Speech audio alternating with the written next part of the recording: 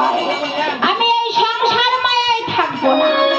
এই সংসারে মতি দিলে না, সংসারে মতি দিলে আমি কেমন ভাবে আমার বংশ উদ্ধার করব।